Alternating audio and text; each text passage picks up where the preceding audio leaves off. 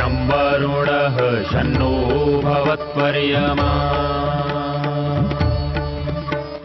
शन्न इन्द्रो बृहस्पतिः शन्नो विष्णुरुक्रमः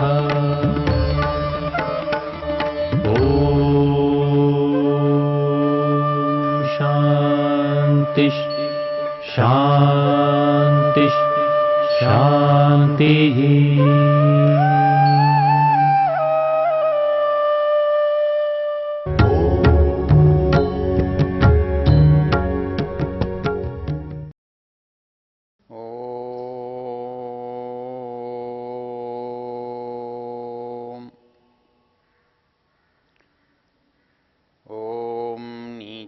वर्तन्त उपरि स्फुरन्त्यहस्तासो हस्तवन्तं सहन्ते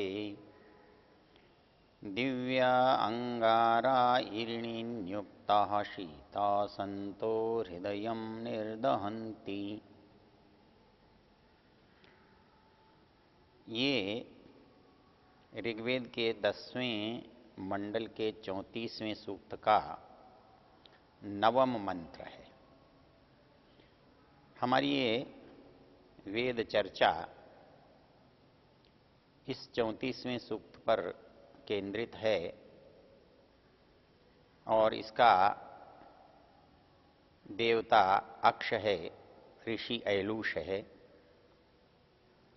हमने पीछे मंत्रों में अक्ष के संबंध में बहुत सारा विवरण देखा, बहुत सारी बातें हमने सुनी देखी। आज का जो कथन है बड़ा ही काव्यात्मक है और ये केवल अपने लिए केवल जुए पर ही घटित नहीं होता है।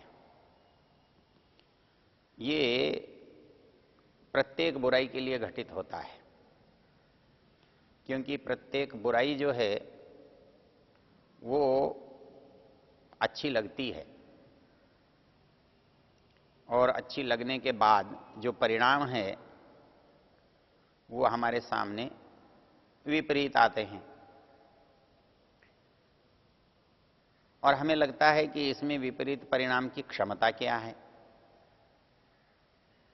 ऐसा लगता है ये तो जड़ वस्तुएं हैं, हम इनका जैसा चाहें वैसा उपयोग कर सकते हैं, हमारे अधीन हैं। वस्तुएं तो जड़ हैं लेकिन कर्ता तो चेतन है। हम ये भूल जाते हैं कि जड़ वस्तुओं का प्रभाव भले ही जड़ नहीं डाल सकते, लेकिन जब जड़ वस्तुओं का उपयोग चेतन करता है तो कर्ता क्योंकि चेतन है इसलिए क्रिया का प्रभाव तो चेतन पर पड़ना ही है और वो प्रभाव आरोपित हो जाता है जड़ वस्तुओं में, उनका किया हुआ माना जाता है। जुआ ऐसा करता है, शराब ऐसा करती है, कोई और बुराई मनुष्य को ऐसा बनाती है। जो बुराई के साधन हैं वो तो जड़ हैं, वो तो मनुष्य को कुछ भी नहीं बना सकते, लेकिन फिर भी बनता तो है, प्रभाव पड़ता है। तो वो प्रभाव हमको पता नहीं लगता, हम जड़ को देख करके उस प्रभाव से अपने को ओझल रखते हैं। हमको ये लगता है कि जड़ वस्तुएं हैं, हम इनका उपयोग करते हैं, क्या अंतर पड़ता है। लेकिन जड़ वस्तुओं का उपयोग चेतन करता है, चेतन प्रभावित है, इसलिए उसका परिणाम भी चेतन पर ही होता है। जड़ वस्तुओं का हम मानवीकरण कर देते हैं। ये अपने यहाँ एक अलंकार है। किसी बात को समझाना है तो एक मनुष्य को हम अपने सामने रखते हैं और मनुष्य के अवयव जिन जिन कामों को करते हैं, एक मनुष्य जैसा सोचता है हम उसको वस्तु में आरोपित कर देते हैं और उसको उस वस्तु के द्वारा किया गया, वस्तु के द्वारा कहा गया मान लेते हैं। हमें लगता है कि ये वस्तु ऐसा करती। वही बात इस मंत्र में है। मंत्र कहता है नीचा वर्तंत उपरि स्फुरंती अहस्तास हस्तवंतम सहन्ते दिव्या अंगारा इरिणी न्युक्ता शीता संत हृदय निर्दहंती। इसमें हर क्रिया जो है क्रिया का कारण नहीं है, किंतु क्रिया हो रही है। कहता है ये पासे जब आप खेलते हो तो इनको डालते तो आप नीचे हो, तो क्रिया तो नीचे जाने की हो रही है, लेकिन प्रभाव ऊपर पड़ रहा है, आपके ऊपर पड़ रहा है। ये ऊपर से दबाते हुए दिखाई देते हैं। आपकी हार और जीत नीचे के पासों पर है, लेकिन उसका परिणाम आपके ऊपर है। आप उससे प्रसन्न हो रहे हैं, आप उससे दुखी हो रहे हैं। आपको दुखी और प्रसन्न करने का सामर्थ्य उसके प्रभाव में है। तो कहता है नीचा वर्तंत उपरि स्फुरंती। बोले वर्तमान तो उनका नीचा है और उनका स्फुरना, उनका प्रभाव उसके ऊपर है, मनुष्य के ऊपर है। इससे भी महत्वपूर्ण और रोचक बात है अहस्तासह हस्तवंतम सहन्ते। सामान्य संसार के व्यवहार में, व्यापार में कोई व्यक्ति बिना हाथ के काम नहीं कर सकता। हम बिना हाथ के कार्य होने की कल्पना भी नहीं कर सकते। हम अच्छा करते हैं, बुरा करते हैं, कुछ भी करते हैं तो हाथ से ही करते हैं। हमारे लिए ये शायद संभव ही नहीं है कि हम बिना हाथ के कुछ करने की कल्पना कर सकें। लेकिन यहां जो रूपक दिया है वो अहस्तास हस्तवंतम सहन्ते। जो हमारी लड़ाई है, हाथ वाले की लड़ाई बिना हाथ वाले के साथ है। ऐसी स्थिति में बिना हाथ वाला तो पराजित होना चाहिए, बिना हाथ वाला निष्फल होना चाहिए, बिना हाथ वाले पर हमारा प्रभाव होना चाहिए। लेकिन बात इसकी उल्टी होती है। वो कहते हैं अहस्तासह हस्तवंतम सहन्ते। वो रगड़ देते हैं, वो पराजित कर देते हैं, वो उसको मिटा देते हैं। जो हैं तो बिना हाथ वाले और हाथ वाले को मिटाने का सामर्थ्य रखते हैं। अहस्तासह हस्तवंतम सहन्ते। मनुष्य अपने अभिमान में, अपनी बुद्धि के, अपने हाथ के कौशल में विश्वास करता है, लेकिन मनुष्य के हाथ का, मनुष्य के मस्तिष्क का जो कौशल है वो व्यर्थ सिद्ध हो जाता है।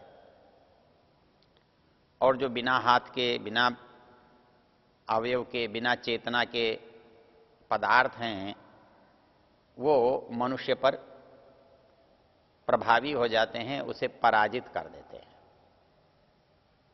इसलिए इसने कहा अहस्तासह हस्तवंतम सहन्ते। जो हाथ वाले हैं उनकी तुलना में बिना हाथ वाले। तो ये कहता है कि नीचा वर्तंत उपरि स्फुरंती। नीचे गए हुए ऊपर हावी होते हैं। अहस्तासह हस्तवंतम सहन्ते। इससे अभी आगे एक बात और एक उदाहरण देते हैं। दिव्या अंगारा ये तो हैं तो अंगारे। अंगारा उसको कहते हैं जब आंच पूरी ऊंचाई पर होती है और लकड़ी या कोयला बिना राख का, बिना धुएं का जब जलता हुआ होता है, तो ऐसा जो आग का टुकड़ा है वो अंगारा कहते हैं, जिसके अंग अंग में जो ऊष्मा है, तेज है, वो व्याप्त हो रहा है। और उसके साथ एक विशेषण और दे डाला, दिव्या अंगारा। उनकी दिव्यता है, उनकी दिव्यता, इसमें दिव्य के सारे ही अर्थ आ जाते हैं। दिव्यति जो है वो जुआ खेलने से जुड़ा होता है।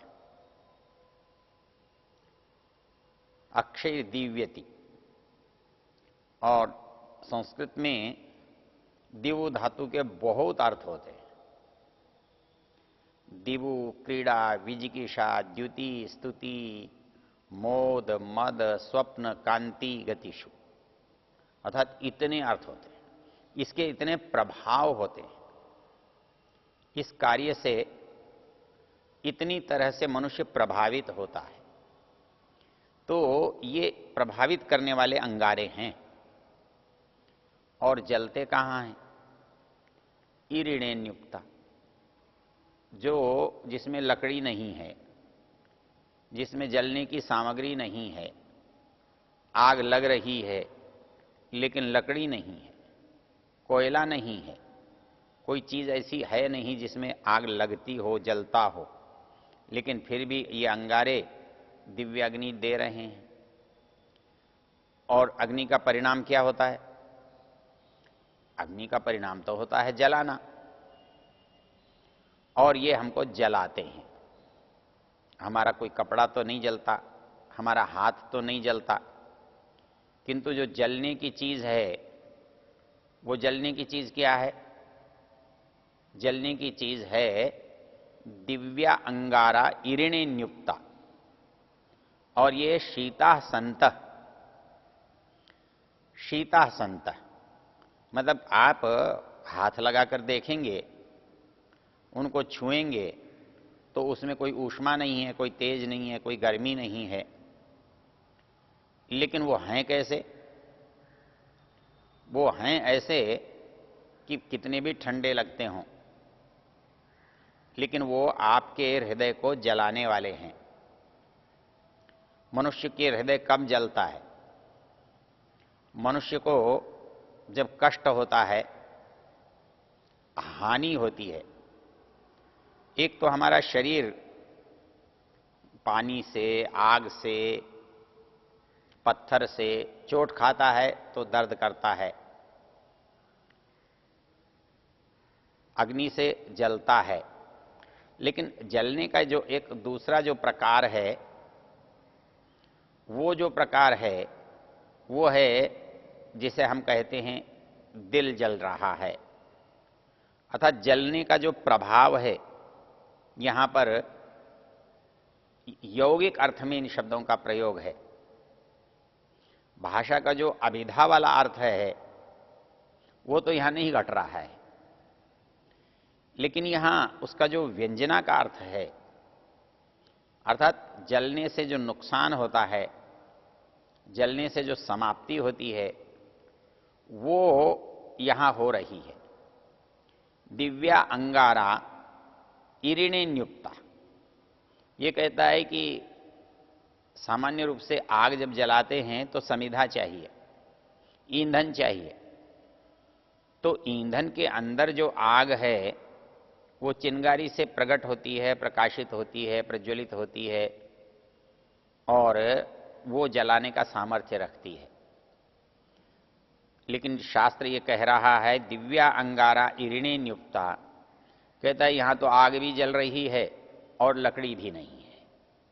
यहां बिना लकड़ियों के, बिना ही वनस्पतियों के, बिना ही कोई जलने के साधन के, कोयले के आग जल रही है, लेकिन जलने का जो प्रभाव है वो जरूर हो रहा है। जलने से जो बात बनती है कि वो नष्ट होता है, वो दुखी होता है, वो कम होता है, तो कहता है दिव्या अंगारा, ये जो दिव्य अंगारे हैं, इरिणे न्युक्ता, बिना लकड़ी की जगह जलाए हुए हैं, बिना लकड़ी की जगह चल रहे हैं, और इनका प्रभाव पूरा पड़ रहा है। और इनका प्रभाव क्या पड़ रहा है? शीता संतः हृदय निर्दहंती। स्पर्श में तो बहुत शीतल है, ठंडे हैं, उनके अंदर कोई गर्मी नहीं है, जलाने का प्रश्न तो दूर तक भी नहीं है। लेकिन शीता संत हैं तो ठंडे, हृदय निर्दहंती, लेकिन दिल को जला डालते हैं, दिल को धू धू करके जला देते हैं। जलने से जो परिणाम होता है वो हमको इनसे हो रहा है, हम समाप्त हो जाते हैं, हम नष्ट हो जाते हैं, हम दुखी हो जाते हैं। इसलिए कहा शीता संतः, हैं तो ठंडे पर हृदय निर्दहंती, हमारे हृदयों को जला रहे हैं। तो ये पूरा जो मंत्र है, इसमें जितनी बातें कही गई हैं उनको जब हम तोलकर देखेंगे तो सामान्य रूप से जो प्रभाव हमको दिखाई देता है या जैसा होना चाहिए, जैसी कल्पना हम करते हैं, इसका प्रभाव बिल्कुल उल्टा हो रहा है, उल्टा होता है, यह बताना उद्देश्य है। नीचा वर्तंत उपरी स्फुरंती, आप इनको फेंकते तो नीचे हो, लेकिन ये आपके ऊपर हावी रहते हैं। नीचा वर्तंत उपरी स्फुरंती अहस्तासो हस्तवंतम सहंते। हम समझते हैं कि जिसके पास हाथ नहीं है, हाथ हमारे सामर्थ्य का प्रतीक है, हमारी क्रिया इनके द्वारा होती है, इसलिए समस्त क्रिया का जो आधार है वो हाथ है। इसलिए जिसके पास हाथ नहीं है उससे क्रिया की संभावना नहीं बनती। तो कहते हैं अहस्तासह हस्तवंतम सहंते, जो हाथ वाला है उसको भी वो पराजित कर देते हैं। दिव्या अंगारा, ये जो अंगारे हैं, जो जाज्वल्यमान अग्नि है, ये तो प्रभाव तो उतना ही रखते हैं। अर्थात जैसे आप एक तेज जलते हुए अंगारे को छू नहीं सकते, स्पर्श नहीं कर सकते, आप यदि उसका स्पर्श कर लेंगे तो आपकी त्वचा जल जाएगी, आपको गहरी पीड़ा होगी। लेकिन ये यहां विचित्रता है, हम उन हाथों से तो उनको उपयोग ले रहे हैं, खेल रहे हैं, कर रहे हैं। दिव्या अंगारा इरिणे न्युक्ता, और बिना ईंधन के हम अग्नि जला रहे हैं, और इतना होने पर भी हम अग्नि के प्रभाव से मुक्त नहीं हैं। शीता संत, वो शीतल होने पर भी, वो ठंडे होने पर भी, वो अग्नि के बिना दिखाई देने पर भी हृदय निर्दहन। अरे बाहर की आग तो केवल चमड़ी को जलाती है, बाहर की आग तो केवल भौतिक स्थिति को जलाती है, लेकिन इसकी आग तो हमारे हृदय को ही जलाकर रख देती है। हमारा हृदय इससे जल जाता है, दुखी हो जाता है, नष्ट हो जाता है, समाप्त हो जाता है। इसलिए हमको इस अपराध से, इस प्रवृत्ति से सदा बचना चाहिए। ओ